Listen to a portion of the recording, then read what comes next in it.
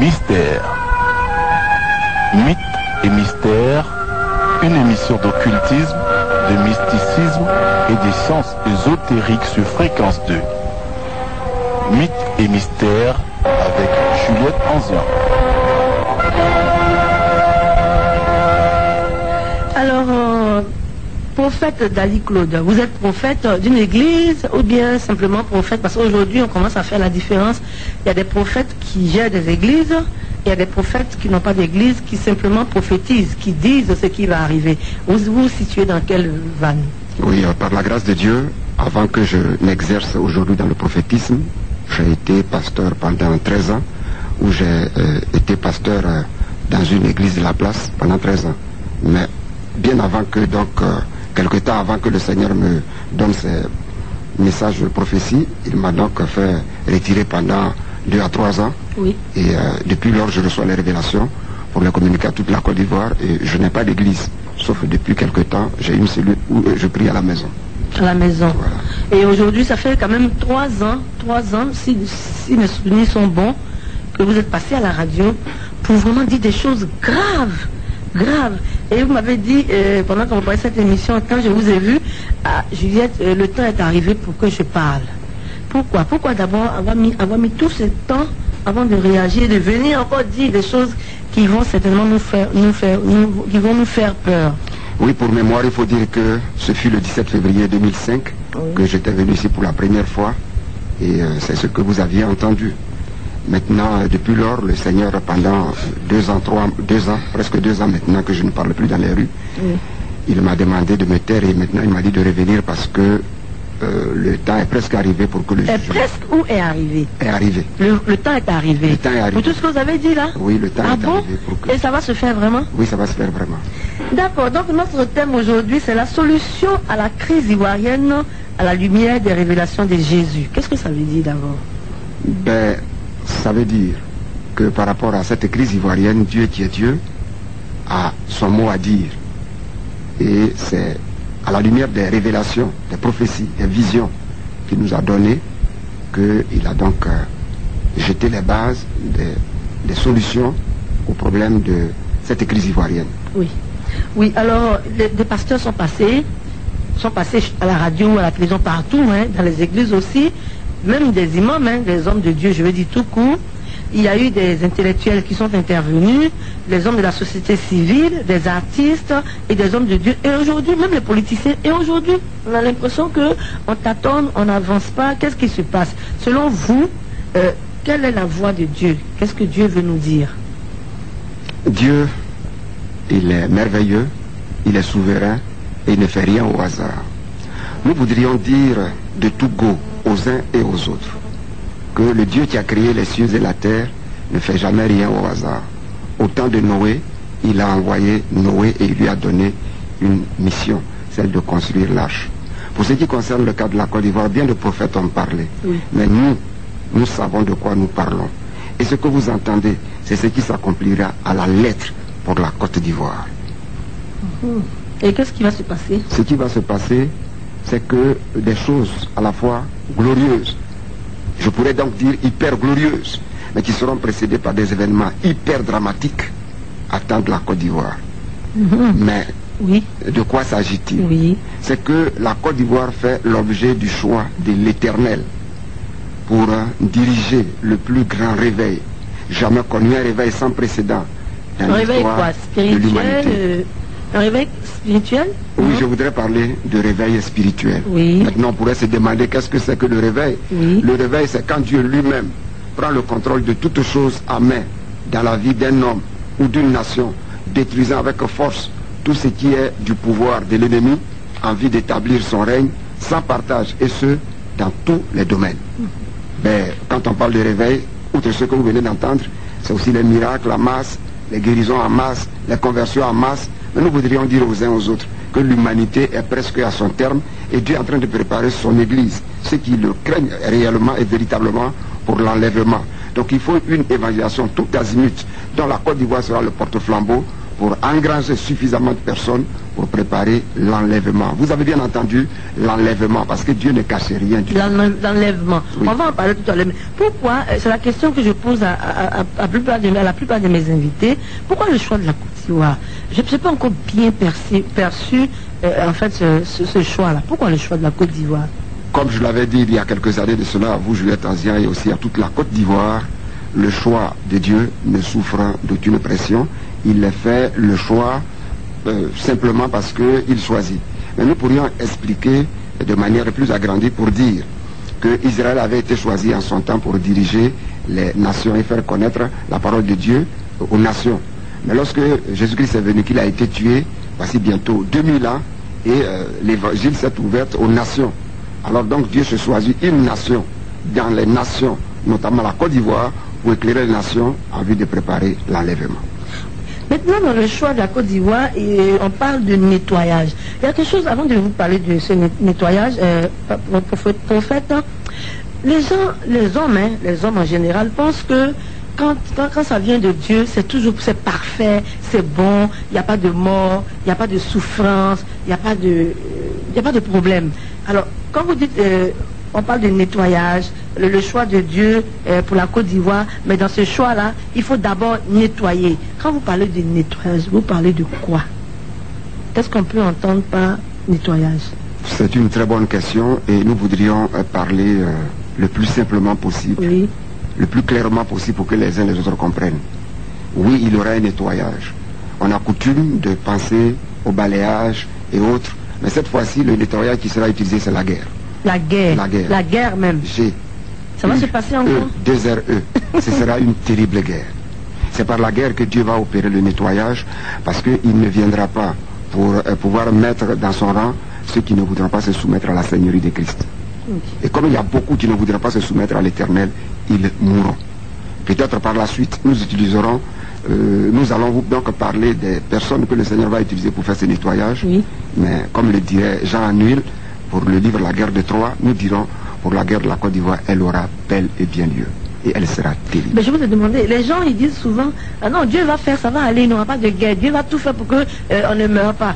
Qu'est-ce qu'on veut répondre à tous ces gens-là? Oui, est-ce qu'on comprend bien la parole? Oui, ce qu'ils disent, ils n'ont pas tort. Oui. Mais dans Romains 11, verset 22, il est dit, considère la bonté et la sévérité de Dieu. Dieu est bon, mais il est juste. Nous voudrions dire à ces personnes qui le disent, ils n'ont pas tort, mais ils ont une mauvaise approche de la parole de Dieu. Car dans le livre de 2 Chroniques, chapitre 14, chapitre 7 s'il vous plaît, 2 Chroniques, chapitre 7, qu'ils aiment souvent citer, mais qu'ils enlèvent du contexte, je voudrais donc dire 2 Chroniques, chapitre 7, 11 à 22, Dieu dit, si mon peuple sur lequel est invoqué mon nom cherche ma face, s'humilie et se détourne ses mauvaises voies, alors moi aussi je l'exaucerai. Mais pour le cas de la Côte d'Ivoire, depuis lors, on cherche à prier, mais on ne se répand pas sincèrement. Les maux et les vices et les péchés ne font que s'accroître. Alors, c'est un peu comme de l'hypocrisie. Ils sont en train de singer. Dieu est obligé de frapper. Mais pourquoi? Est-ce que Dieu ne peut pas procéder autrement? Au lieu de frapper, au lieu d'amener la souffrance, la mort, la désolation, on ne peut pas faire autre chose, passer par un autre chemin?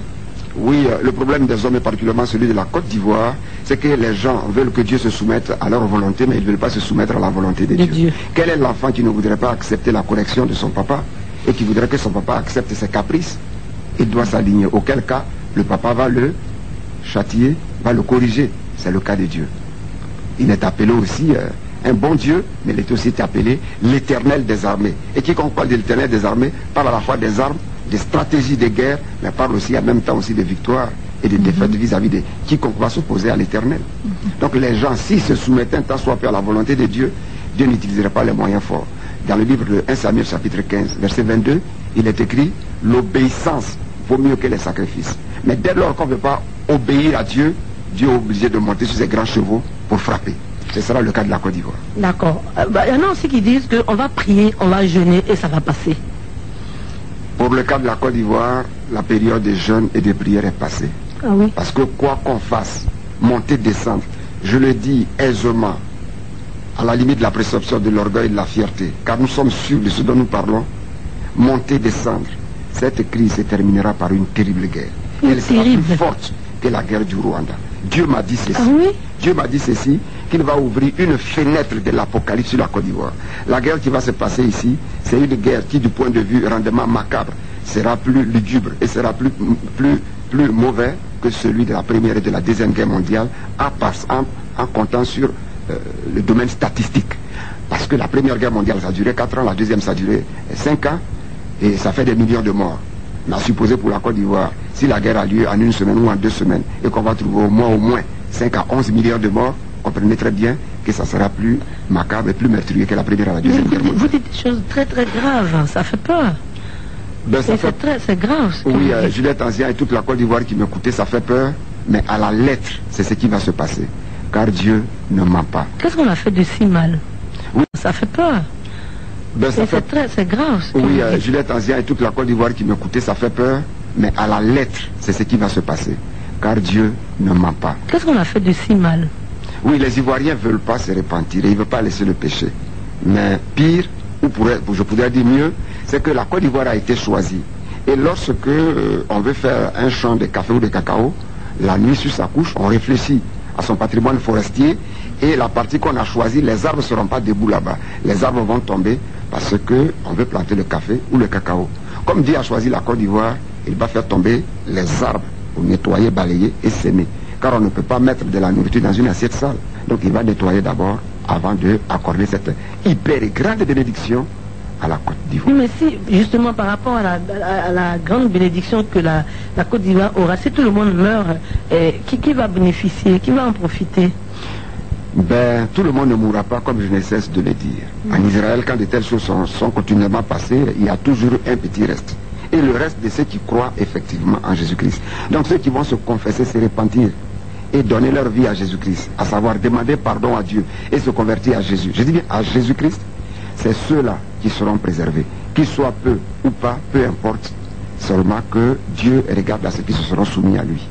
Est-ce qu'aujourd'hui, on a encore l'occasion de se repentir, de demander pardon pour que les choses aillent pour chacun de nous, peut-être, ou bien pour tout le monde, de façon collective? C'est vraiment une très bonne question. Une très bonne question. Oui, il y a encore le temps, mais de le faire avant qu'il ne soit trop tard. Et je souhaiterais que pour chacun ce soit maintenant, parce que du jour au lendemain, on peut mourir. Il est mieux de se réconcilier avec Dieu maintenant. Car ce n'est pas en pleine guerre qu'on sera en train de le faire. Et ça viendra subitement.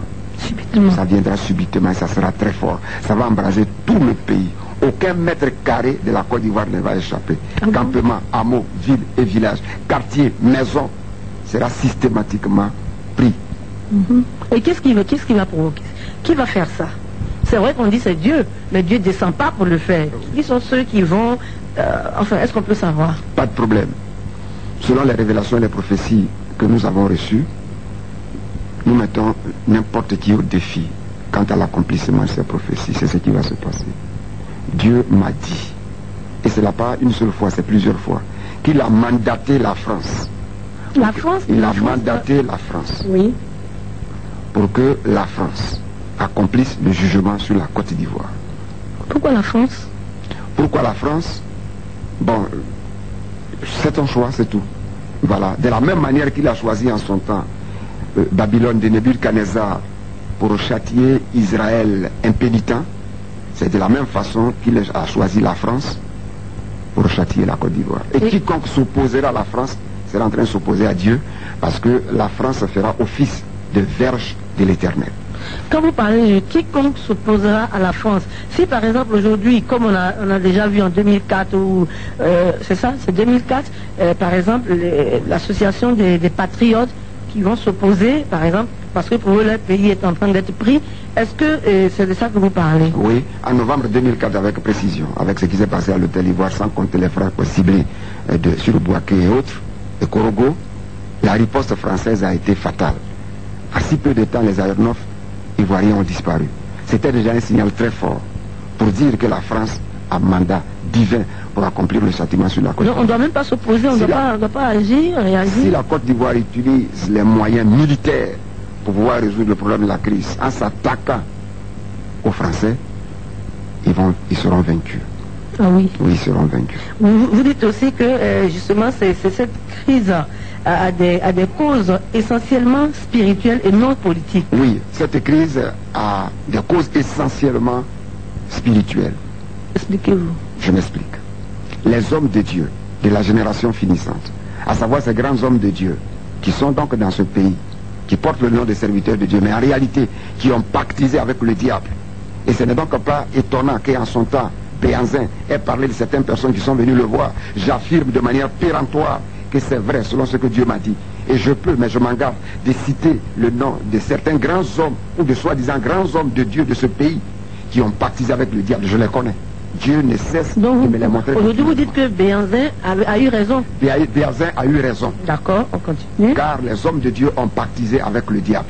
Et donc, qu'est-ce qui va se passer alors? Et à eux, la mission avait été donnée de diriger ce réveil. Ils se sont détournés et ils sont allés chercher la puissance chez eux, le diable chez les marabouts, chez les charlatans, chez les féticheurs.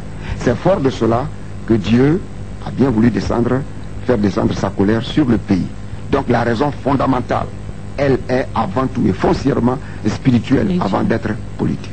Alors, mais Dieu sait que si c'est des hommes de Dieu, il les connaît. Pourquoi c'est tout le peuple qui doit payer pour des gens qui ont commis le péché ou bien la faute? C'est vraiment une très bonne question. Les hommes de Dieu sont comme la lanterne, ou sont comme les sentinelles d'une nation, ou sont comme les chauffeurs d'un véhicule. Oui. Alors si les sentinelles n'ont pas vu le danger venir, il va sans dire que ceux qui sont dans le véhicule, qui sont donc les Ivoiriens, vont aussi tomber avec le chauffeur.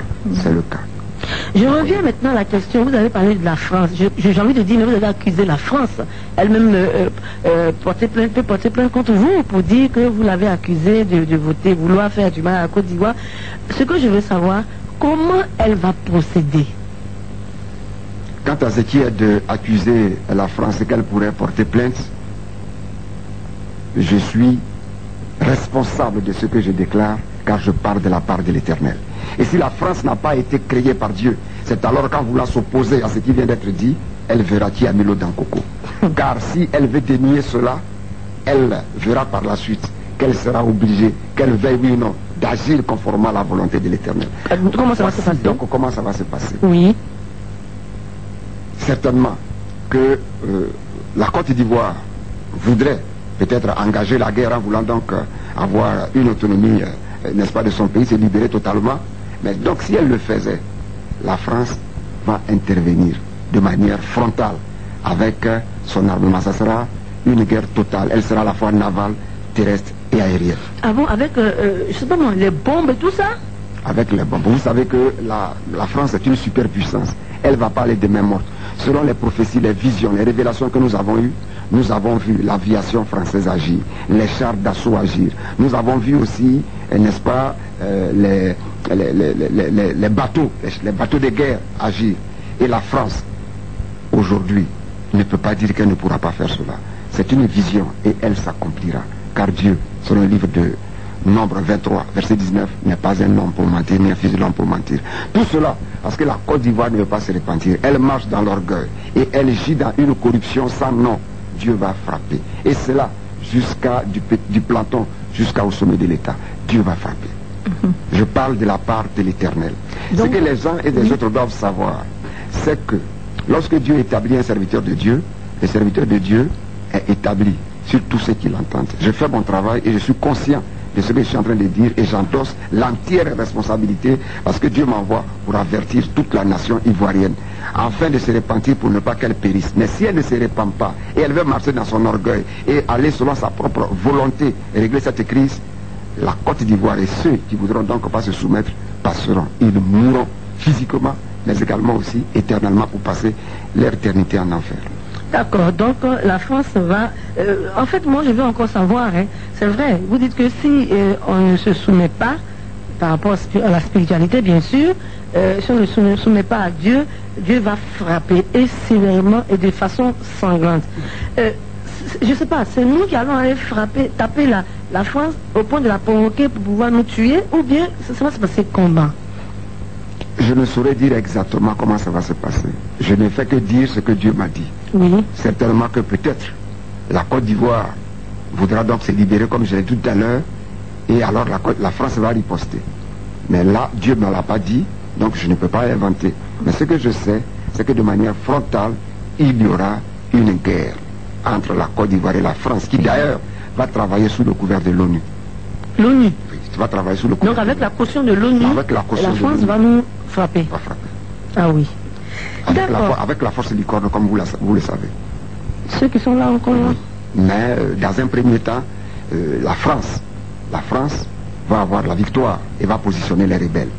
Mais par la suite, l'armée céleste, avec les anges, va intervenir pour libérer magistralement la Côte d'Ivoire. Mais parce que tout le monde est mort. Non, tout le monde ne sera pas mort, je ne cesse de vous dire. Oui, parce que ça c'est important. Oui, ça va vraiment... C'est dire des millions de morts. Oui, il y aura des millions de morts. Il y aura des millions de morts. Celui qui en doute, je vais déjà même prématurément donner mon contact pour dire que je sais de quoi je parle. D'accord, ça sera à la fin de l'émission. Bon, d'accord, merci. À la fin, on va donner le numéro. Oui. Mais pour vous, vous dites que... donc, à partir de ce moment-là, quand la France va vraiment frapper, que ça sera dans le désarroi, Dieu va envoyer son armée céleste, n'est-ce pas, ça va se passer comment? L'armée céleste de Dieu. Est-ce que tout le monde pourra voir cette armée? Et comment ça va se passer? Bon, les anges ont cette capacité d'être invisibles. Oui. Ils peuvent aussi se rendre visibles à dessein. Mais cette armée a continuellement été utilisée dans les grandes guerres pour libérer la nation que Dieu supporte et que Dieu soutient. Parce que je ne cesse de dire, Dieu aime la Côte d'Ivoire. Ce n'est pas qu'il n'aime pas. Mais il y a des individus dans cette nation ou des personnes dans cette nation qui n'ont pas envie de se rallier à la cause de Christ. C'est pour cela que la guerre viendra et ils mourront parce qu'ils auront refusé de se soumettre à Dieu. Dans Psaume 24, verset, il est écrit: à l'Éternel, la terre, c'est qu'elle renferme, le monde et ce qu'il habite. Il n'a jamais été dit à aucun homme politique la terre, ni un pays. Aucun homme politique la terre, ni un pays. Ça appartient à Dieu. On doit donc se soumettre à la volonté de Dieu. Quiconque ne se soumet pas à la volonté de Dieu est considéré comme un rebelle et il va donc trouver Dieu en face de lui. Nous demandons donc aux uns aux autres de se confesser, s'il vous plaît, de se repentir, de demander pardon à Dieu et donner leur vie à Christ. Car le jugement dont nous parlons est imminent. 2 ans après que je me sois retiré des lieux publics, Dieu m'a demandé de revenir pour dire aux Ivoiriens que le jugement est imminent. Il va frapper et très, très, très, très, très, très fort. Oui, ça, donc c'est sans appel. Hein. C'est sans appel. C'est sans appel. C'est fort possible que la France utilise des armes non conventionnelles. Qui veut dire? Qui veut dire l'armement chimique. Ils vont aussi utiliser des armes qu'ils n'ont jamais encore essayées. Pourquoi? Parce que la Côte d'Ivoire va vraiment résister, va être forte aussi ou bien? Oui, la Côte d'Ivoire va résister. Oui. Bon nombre de ceux qui n'ont pas encore compris et qui penseraient que ce serait une guerre de délivrance du néocolonialisme. Donc beaucoup voudront s'engager dedans, à savoir les patriotes, les étudiants, les politiciens et les différentes ethniques et autres. Ils vont vouloir s'engager. Alors la France va parler des mains mortes. Elle sera sans pitié. J'avais pour preuve les événements qui se sont passés en novembre 2004. Oui. Voilà. Oui. Mais je voudrais aussi dire que cette guerre aura un relan de guerre civilo-militaire à consonance politique, religieuse, ethnique, militaire, sous-régional. Attendez, ivoirien contre étranger, ce serait un méli-mélo. L'ennemi et l'adversaire ne quittera pas de loin, ou ça ne sera pas très rebelle et loyaliste. Mais ce sera entre le voisin d'à côté et soi-même. Les uns et les autres viendront à demander quelle est ton ethnie, tu es de quelle religion, tu es de quel parti politique. Si ça ne l'arrange pas, il va terminer celui qui est en face de lui. Ce sera très très fort. Ne m'en voulez pas, je ne fais que dire ce que le Seigneur ne cesse de me dire. Toutes les nuits, il ne cesse de me parler. Et c'est ce qui va se passer. Je vous avertis, s'il vous plaît, par amour. D'accord. Et vous dites aussi que ce sera le jugement de Dieu. Oui, ce sera le jugement de Dieu. Et c'est ça, hein. Vraiment, il n'y a rien à faire. Il n'y a rien à faire. Ce sera un jugement irrévocable. Vous lisez le livre de Amos, chapitre 1. Dedans, vous allez trouver à chaque fois où Dieu dit que le jugement sera irrévocable. Vous lisez le livre de Jérémie 14, 11 à 16. Dieu dit que ce peuple-là gêne, prie ou s'humilie ou pas, je vais frapper. Voilà. Vous lirez aussi le livre de Ézéchiel, tout le chapitre 9, où Dieu parle aussi du jugement. Ce qui va se passer, ce sera terrible. Vous avez dit aussi que la France va utiliser les rebelles. C'est ça? Oui. La rébellion pour... Oui. Vous savez que dans un premier temps, ce n'est un secret pour personne. Les rebelles qui sont venus avaient donc pour parrain la France. J'avais pour preuve récemment sur les journaux, il est écrit que le QG des rebelles était le Quai d'Orsay. Et c'était parole du président. C'est écrit sur les journaux. Ce n'est un secret pour personne. Et n'ayant pas donc réussi, eux-mêmes, ils vont donc venir. Mais comme le pays ne leur appartient pas, lorsqu'ils vont combattre, qu'ils vont gagner, parce que dans un premier temps ils vont gagner, ils vont positionner les rebelles au pouvoir. Et Dieu va cautionner cela.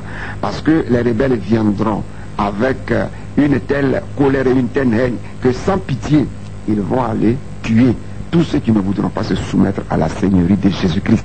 Parce que nous ne cessons de le dire. Dieu a pris ce pays, il veut prendre ce pays comme modèle. Après la crise, la Côte d'Ivoire, je le dis de manière péremptoire, ne sera plus un pays laïque. La Côte d'Ivoire sera un pays missionnaire. Si vous ne croyez pas, cessez d'être des perroquets et de chanter l'hymne national dont un des vers dit ceci.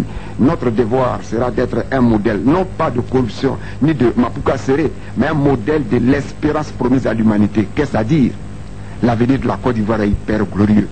Et c'est Dieu qui va prendre ce pays en main pour faire de ce pays un pays théocratique, comme ce fut le cas au temps du règne de David. Et c'est la Bible qui va servir donc de constitution à la Côte d'Ivoire et qui sera dirigée par des hommes craignant Dieu. C'est ce qui va se passer. Et je le dis, et je m'engage entièrement à cela. C'est ce qui va se passer. Dieu ne ment pas. D'accord. Et donc après, vous dites que la Côte d'Ivoire, dans les perspectives, la Côte d'Ivoire va connaître, n'est-ce pas, un essor glorieux. Mais il faut forcément passer par ce petit problème. Oui, il faut passer par ce désert. Ce désert. Voilà, le peuple d'Israël, en passe pour Canaan, a dû, venant donc d'Égypte, est passé par le désert. Mais après, ils sont devenus un pays très florissant. Et fort. Donc, et fort, ce sera le cas de la Côte d'Ivoire. La Côte d'Ivoire sera une plate incontournable sur le plan spirituel. Mais vous savez que si spirituellement, la personne est avancée, économiquement, financièrement, socialement et autres, alors la personne, comme le dirait l'autre, est devant. Donc la gloire qui attend la Côte d'Ivoire, elle est une très grande gloire. Même le sous-sol ivoirien, le Seigneur va encore permettre qu'on puisse découvrir encore de l'or, du diamant, du pétrole en quantité. Juste pour avoir suffisamment de l'argent pour aller à faire l'évangélisation internationale et mondiale. La Côte d'Ivoire est le porte-flambeau de l'évangile dans le monde entier. Ce qui attend la Côte d'Ivoire, c'est des choses glorieuses. L'humanité tout entière va envier la Côte d'Ivoire. C'est pourquoi je prie ceux qui sont en Côte d'Ivoire et les Ivoiriens de se repentir pour bénéficier de ces heures glorieuses qui arrivent. Ceux qui ne se repentiront pas, ils mourront. Donc quand me dirait, mes pasteurs ou prophètes, tu exagères, je voudrais dire... Oui, j'allais le dire, oui. Vous exagérez quand même. Je n'exagère pas. C'est tellement sombre qu'on se dit, mais même le survivant, il ne pourra même pas en profiter. Je n'exagère pas.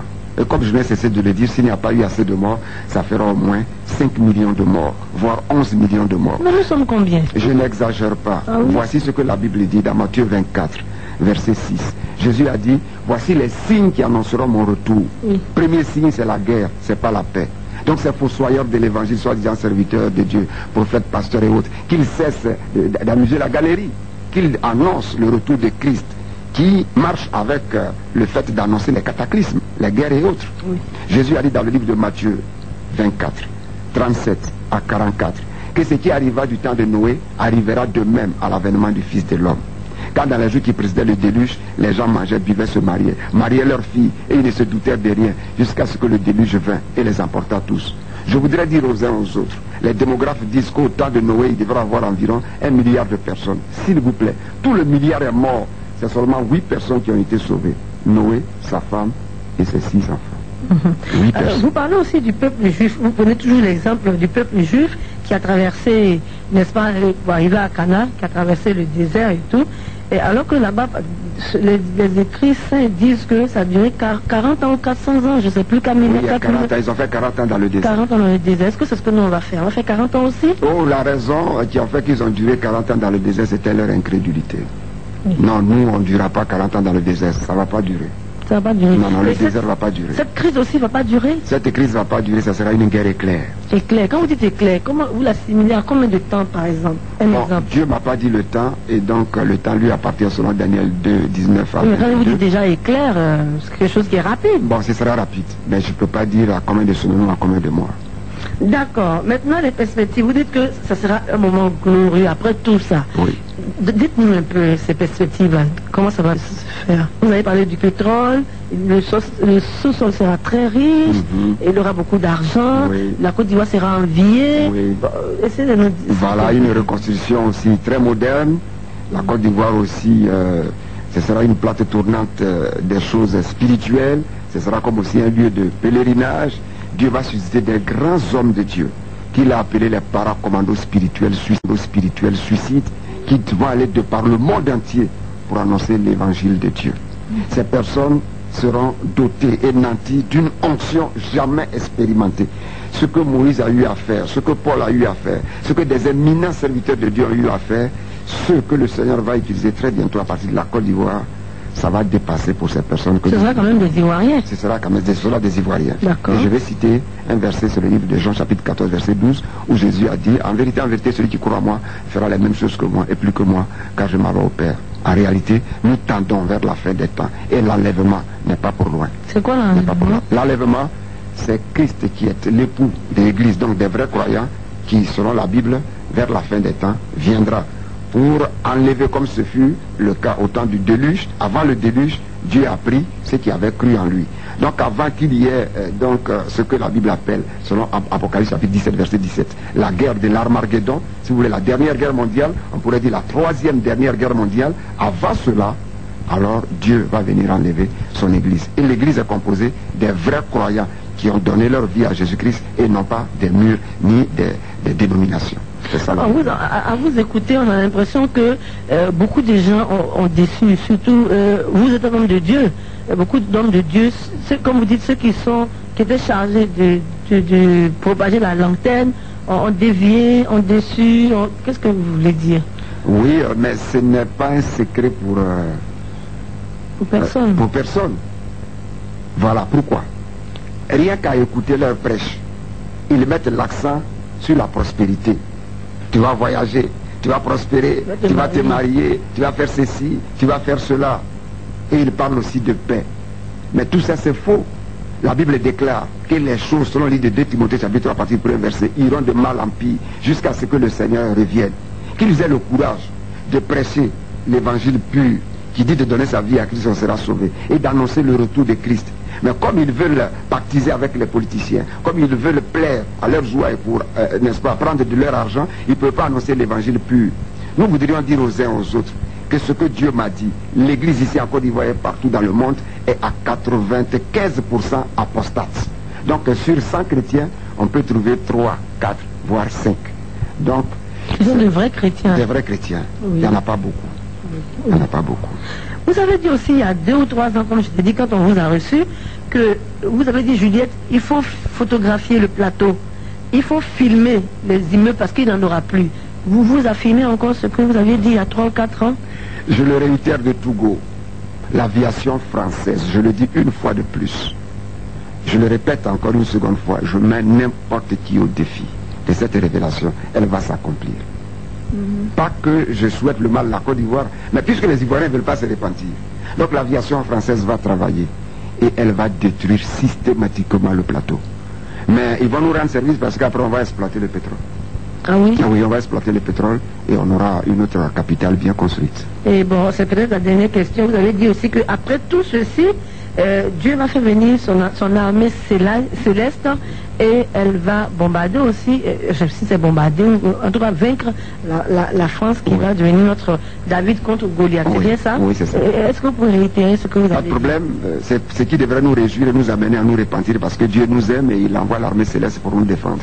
Donc la France, 5e puissance militaire du monde, selon ce que nous savons, sera en face d'une armée invisible mais puissante, l'armée de Dieu. Elle ne pourra pas tenir. Vous avez une poignée d'armées, un petit groupe? Non, pas une poignée, une grande puissance. Une grande puissante armée. Voilà, puissante armée céleste, devant laquelle la France ne pourra pas tenir. Je dis bien la France. On pourra les voir physiquement? On peut les voir comme on ne peut pas les voir. Mais ils seront très peu ceux de la licorne qui vont retourner en Europe. Ils vont mourir la aussi, plupart, alors. Ils vont tous mourir ici.